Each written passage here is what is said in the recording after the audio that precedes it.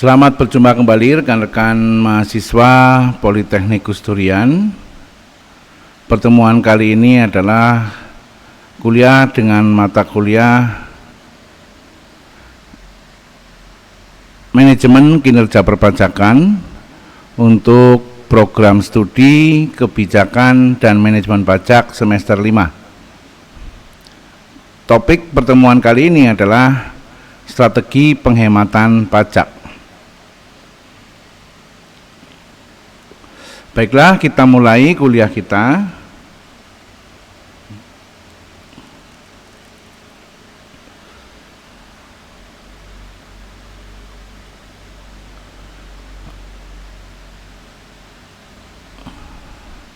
Manajemen pajak merupakan upaya dalam melakukan penghematan pajak secara legal. Hal tersebut dapat dilakukan melalui manajemen pajak. Perlu diperhatikan bahwa legalitas manajemen pajak tergantung dari instrumen yang dipakai. Menurut Lumbantoruan dalam bukunya tahun 2006, manajemen pajak adalah sarana untuk memenuhi kewajiban perpajakan dengan benar, tetapi jumlah pajak yang dibayar dapat ditekan serendah mungkin untuk memperoleh laba dan likuiditas yang diharapkan. Tujuan manajemen pajak dapat dicapai melalui fungsi-fungsi manajemen pajak, yaitu yang pertama adalah perencanaan pajak atau tax planning. Yang kedua adalah pelaksanaan kewajiban perpajakan atau tax implementation. Dan yang ketiga adalah pengendalian pajak atau tax control.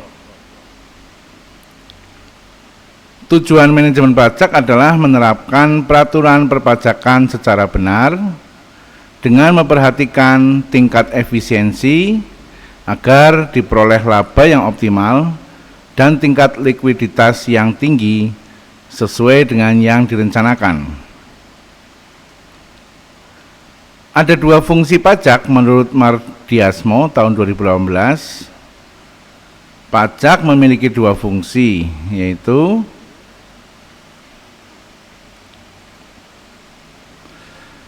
fungsi sebagai budgetier, yaitu sumber dana bagi pemerintah untuk membiayai pengeluaran-pengeluaran negara. Yang kedua adalah fungsi sebagai alat pengatur atau regulen, yaitu alat untuk mengatur atau melaksanakan kebijakan pemerintah dalam bidang sosial dan ekonomi.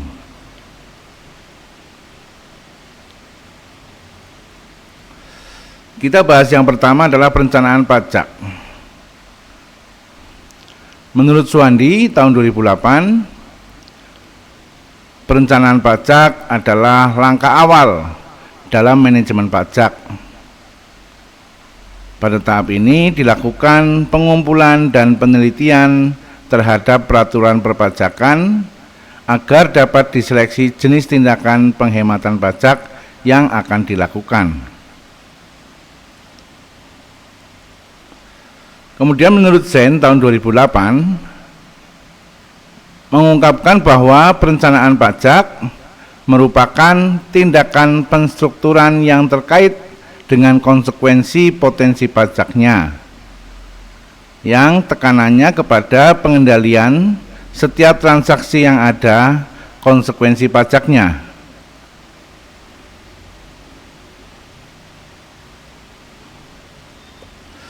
Tujuannya adalah bagaimana pengendalian tersebut dapat mengefisiensikan jumlah pajak yang akan ditransfer ke pemerintahan melalui apa yang disebut sebagai penghindaran pajak atau tax avoidance, dan bukan penyelundupan pajak atau tax evasion.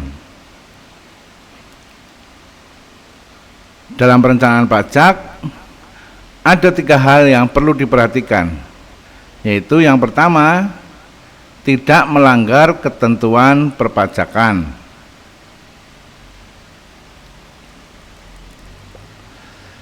Yang kedua, secara bisnis masuk akal karena bagian yang tidak terpisahkan dari global strategi perusahaan jangka panjang maupun jangka pendek.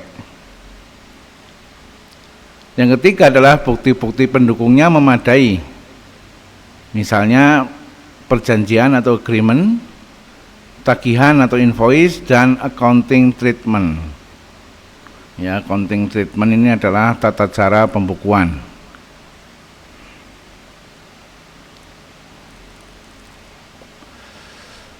Pembahasan berikutnya adalah pelaksanaan kewajiban perpajakan. Ya, kalau tadi perencanaan, ini adalah pelaksanaannya. Dalam pelaksanaan kewajiban perpajakan harus dipastikan telah memenuhi peraturan yang berlaku. Ada dua hal yang perlu diperhatikan, yaitu yang pertama, memahami ketentuan peraturan perpajakan dimuat dalam undang-undang, peraturan pemerintah, peraturan Menteri Keuangan, keputusan Menteri Keuangan, peraturan Dirjen Pajak, surat edaran Direktorat Jenderal Pajak.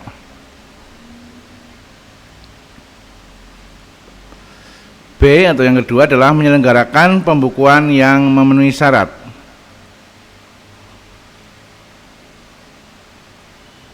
Itu tadi adalah pelaksanaannya. Kemudian berikutnya adalah mengenai pengendalian pajak. Terpenting dalam pengendalian pajak adalah pemeriksaan pembayaran pajak. Pengendalian dan pengaturan arus kas sangat penting dalam strategi penghematan pajak. Pembayaran pajak dilakukan pada saat-saat terakhir akan lebih menguntungkan dibandingkan dengan membayar pajak lebih awal. Pengendalian pajak termasuk memastikan bahwa perusahaan tidak membayar pajak lebih besar dari jumlah pajak terutang yang seharusnya. Kelebihan membayar pajak akan berdampak pada pemeriksaan pajak.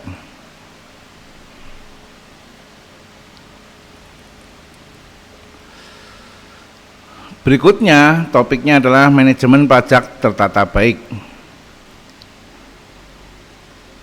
Pembayaran sanksi yang tidak seharusnya terjadi merupakan pemborosan sumber daya perusahaan. Untuk memaksimalkan kinerja perusahaan, diperlukan optimalisasi alokasi sumber daya ke arah yang lebih produktif dan efisien. Semua dokumen transaksi keuangan, baik itu keuangan masuk dan keuangan keluar, dianalisis mana yang merupakan objek pajak dan non-objek pajak. Transaksi berkaitan dengan objek pajak harus dihitung kewajiban pajaknya dan dicatat dengan benar. Sedangkan transaksi yang bukan objek pajak bisa segera diproses sesuai term of payment yang disepakati.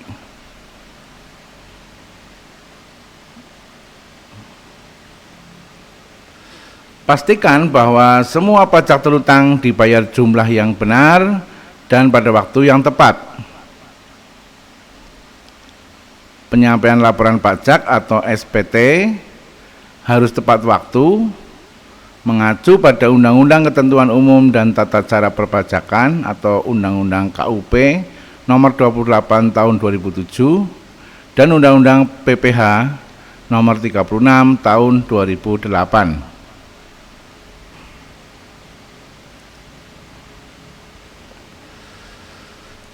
Kemudian berikutnya adalah pembiayaan usaha melalui pinjaman.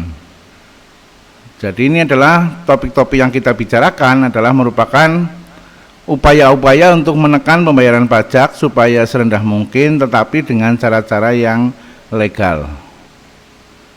Salah satunya adalah pembiayaan usaha melalui pinjaman. Ini bisa menjadi pengurang pembayaran pajak.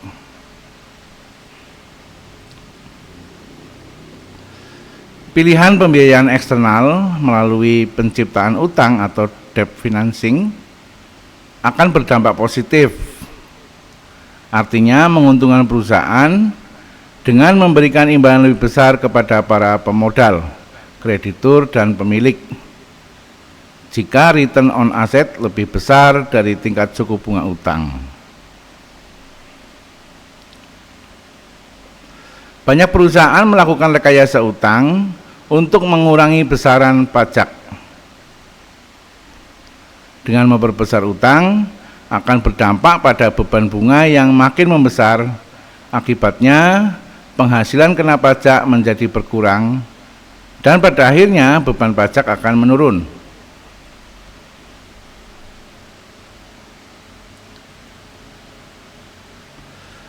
Hal ini bisa terjadi karena adanya penghematan pajak yang berasal dari beban bunga pinjaman semakin tinggi.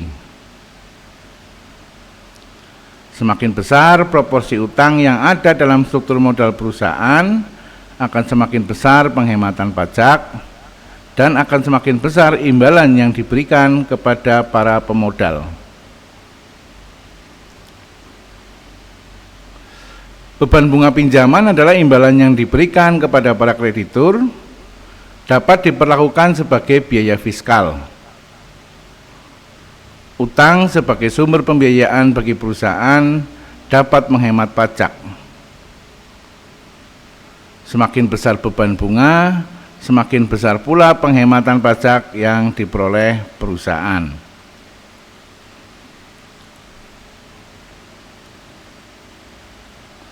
Hal berikutnya yang bisa mengurangi beban pajak adalah revaluasi aset tetap. Revaluasi adalah penghitungan ulang, ya, penghitungan ulang aset tetap atau penghitungan ulang, penilaian ulang aktiva tetap berupa tanah, bangunan, dan lain-lain. Dalam kondisi inflasi, perusahaan perlu mempertimbangkan melakukan revaluasi karena nilai buku tidak mencerminkan harga pasar yang berlaku saat ini. Revaluasi aset tetap memiliki manfaat sebagai berikut. Yang pertama, perhitungan harga pokok akan menghasilkan nilai yang mendekati harga pokok yang wajar. Yang kedua, meningkatkan struktur modal sendiri, rasio utang terhadap ekuitas menjadi membaik. Dengan membaiknya rasio utang terhadap ekuitas, perusahaan dapat menarik dana melalui pinjaman dari pihak ketiga atau melalui emisi saham.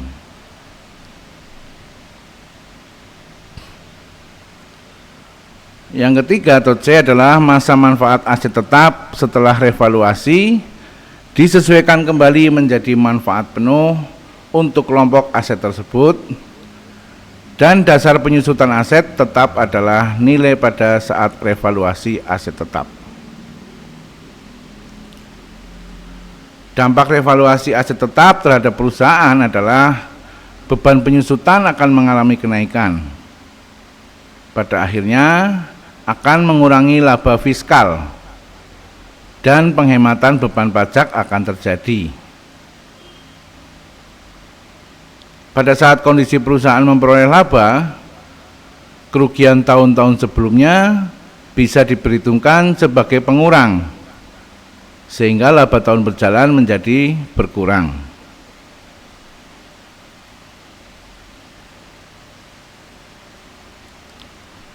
Kemudian berikutnya adalah pemilihan metode penyusutan dan amortisasi. Perusahaan yang padat modal, pemilihan metode penyusutan penting untuk dilakukan dihubungkan dengan penghematan pajak. Metode penyusutan yang dapat digunakan untuk aset tetap non-bangunan adalah metode straight line atau garis lurus atau saldo menurun. Penyusutan dengan metode garis lurus akan menghasilkan penyusutan yang sama besarnya setiap periode. Sedangkan penyusutan dengan metode saldo menurun akan menghasilkan beban penyusutan lebih besar pada awal periode dan makin menurun pada periode-periode berikutnya.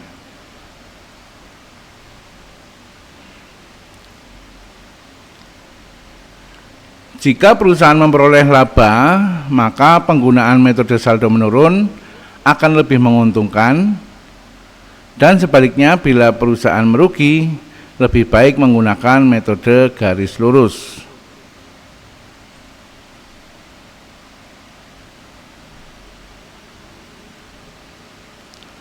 Cara berikutnya untuk menekan beban pajak adalah dengan perolehan aset tetap melalui finance leasing. Dalam perolehan aset tetap dapat dilakukan dengan berbagai cara. Salah satunya adalah dengan cara sewa guna usaha atau leasing.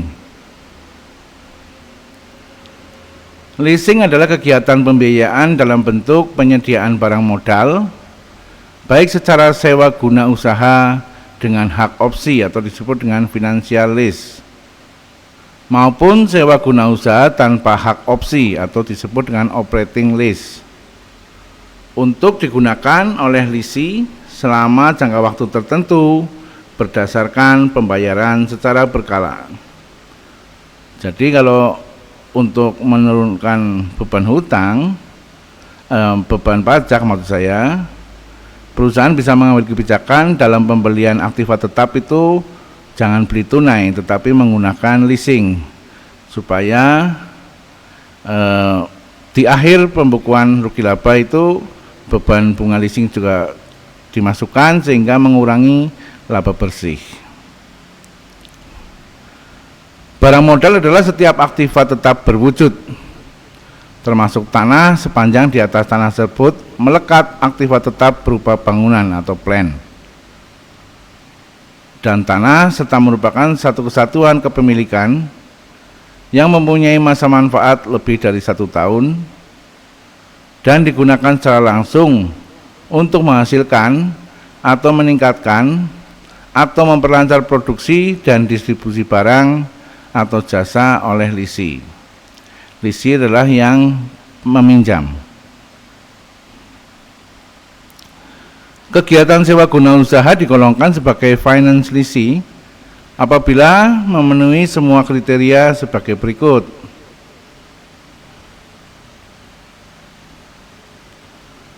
Yang pertama, jumlah pembayaran sewa guna usaha selama masa sewa guna usaha pertama ditambah dengan nilai sisa barang modal harus dapat menutup harga perolehan barang modal dan keuntungan lessor.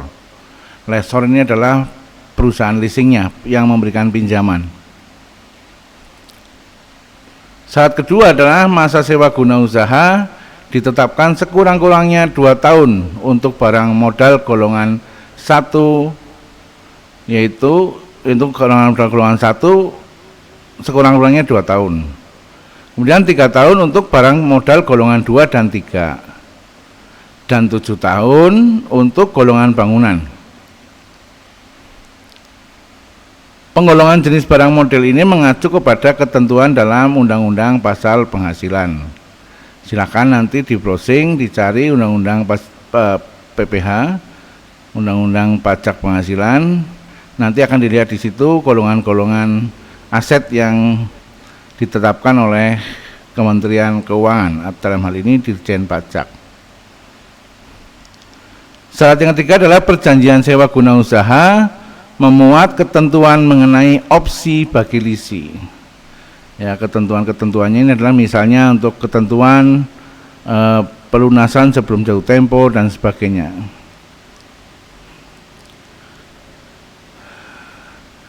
Pembahasan berikutnya adalah manfaat menggunakan financial lease dari sisi pajak. Pemilihan sewa guna usaha dengan hak opsi atau financial lease untuk pengadaan aset tetap dapat mengefisiensikan beban pajak, karena Beban leasing dapat dibiayakan seluruhnya, termasuk beban penyusutan sebesar nilai opsi atau security deposit. Dibandingkan jika pembelian dilakukan secara langsung, serta jangka waktu leasing lebih pendek dari umur ekonomis aset tetap. Penghematan pajaknya diperoleh lebih besar jika pengadaan aset tetap menggunakan financial lease atau jasa keuangan perusahaan leasing. Pemilihan bentuk usaha juga merupakan faktor yang bisa menekan atau mengurangi beban pajak. Beban pajak yang ditanggung oleh investor atau pengusaha bisa dikurangi melalui pemilihan bentuk usaha. Tingkat keuntungan yang diperoleh sama antara beberapa badan usaha, tetapi besaran beban pajak yang ditanggung bisa berbeda. Hal ini disebabkan oleh tarif PPh berbeda untuk WPOP dan badan usaha serta pengenaan PPh atas pembagian keuntungan atau dividen kepada pemilik atau pemegang saham. Perusahaan perseorangan memberikan penghematan pajak jauh lebih besar daripada bentuk badan usaha lainnya.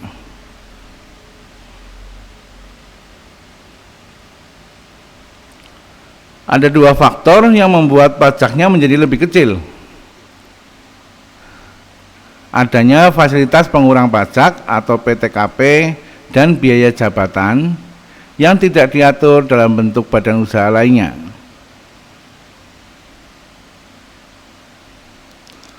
Beban pajak yang ditanggung investor atau pengusaha melalui persekutuan atau CV dan firma juga lebih kecil dari yang ditanggung oleh perseroan terbatas. Pemilihan badan usaha bisa dijadikan referensi untuk menghemat beban pajak, meskipun bukan satu-satunya pertimbangan dalam mengambil keputusan bisnis.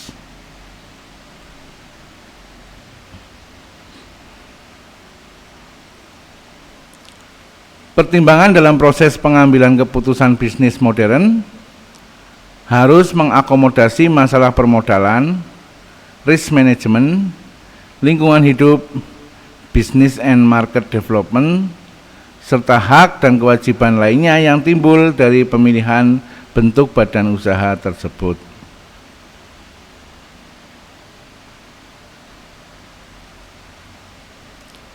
Bila perusahaan, nah ini topik yang lain lagi, yaitu pemilihan metode penilaian persediaan ini juga bisa menjadi faktor yang mengurangi beban pajak perusahaan. Bagi perusahaan yang bergerak di bidang manufaktur dan perdagangan, di mana harga barang cenderung naik atau inflasi, maka penggunaan metode rata-rata akan menghasilkan harga pokok penjualan yang lebih tinggi dibanding metode FIFO. Harga pokok penjualan yang lebih tinggi akan mengakibatkan laba kotor menjadi lebih kecil, sehingga penghasilan kena pajak atau PKP-nya juga akan menjadi lebih kecil.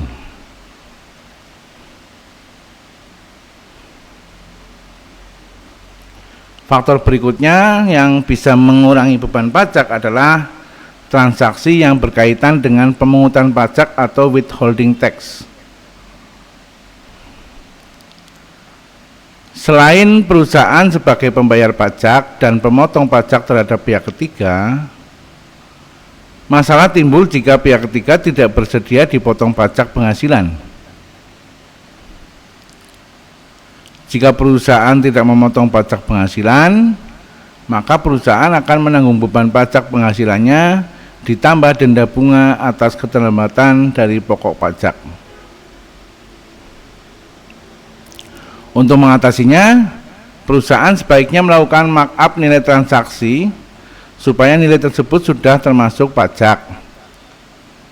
Karena jika perusahaan hanya membayar pajak penghasilan maka pajak penghasilan tersebut tidak dapat dibebankan sebagai biaya.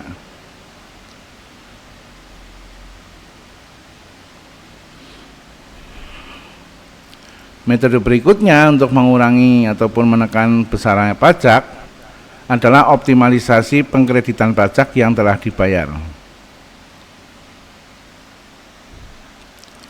Pajak penghasilan yang dapat dikreditkan selain angsuran masa bulan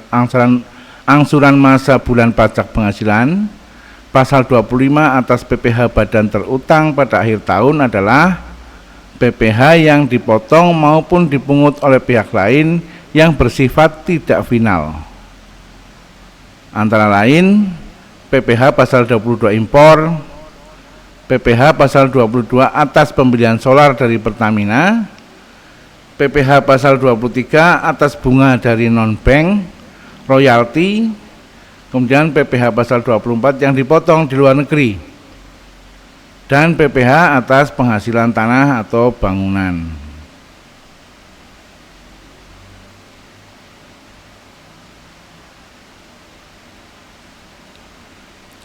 Kemudian metode berikutnya adalah permohonan penurunan angsuran pembayaran PPh pasal 25. Besarnya pembayaran PPh pasal 25 tergantung dari besarnya PPh terutang tahun lalu.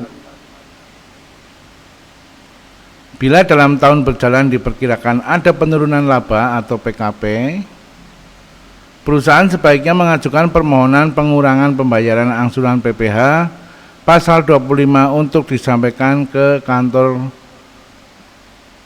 pelayanan pajak ya, dengan melampirkan yaitu proyeksi perhitungan laba rugi tahun yang bersangkutan, proyeksi neraca pada akhir tahun yang bersangkutan, proyeksi besarnya PPh badan yang terutang yang berdampak pada kelebihan pembayaran pajak bila besarnya angsuran tidak dikurangi.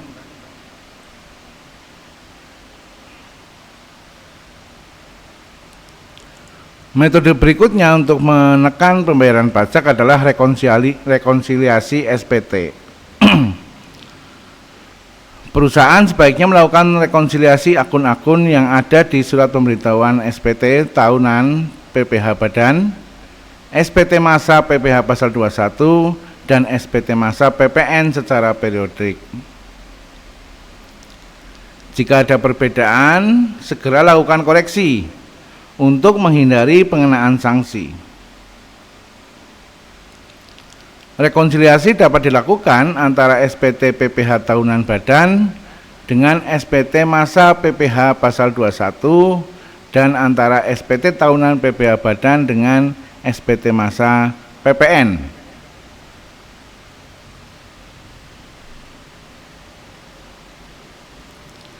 Metode berikutnya adalah penyertaan modal pada perseroan terbatas dalam negeri.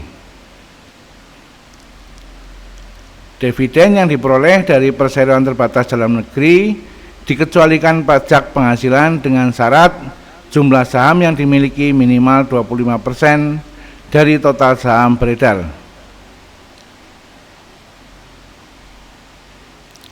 Perusahaan dapat melakukan investasi dengan membeli saham, lebih menguntungkan daripada investasi dalam obligasi dan deposito yang bunganya merupakan objek pajak.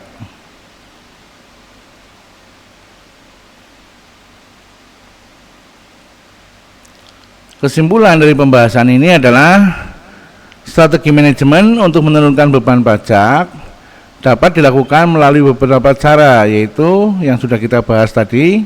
Pertama adalah pembiayaan usaha melalui penciptaan utang. Yang kedua adalah revaluasi aset tetap perusahaan. Yang ketiga adalah penyusutan aset tetap menggunakan metode saldo menurun. Yang keempat adalah pengadaan aset tetap melalui sewa guna usaha dengan hak opsi atau financial lease. Cara kelima adalah pemilihan bentuk usaha perusahaan. Cara yang keenam adalah pemilihan metode penilaian persediaan.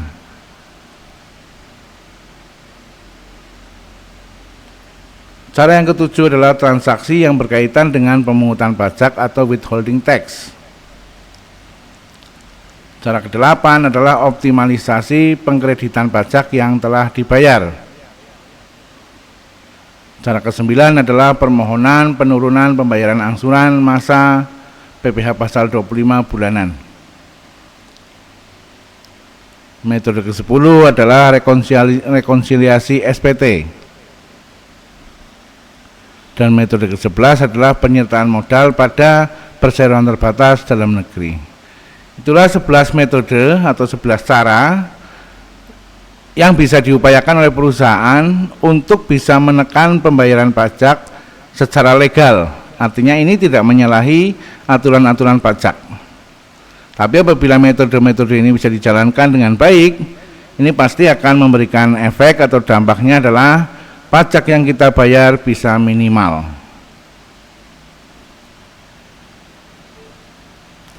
Saya kira itu yang bisa kita bahas pada pertemuan kuliah kita kali ini.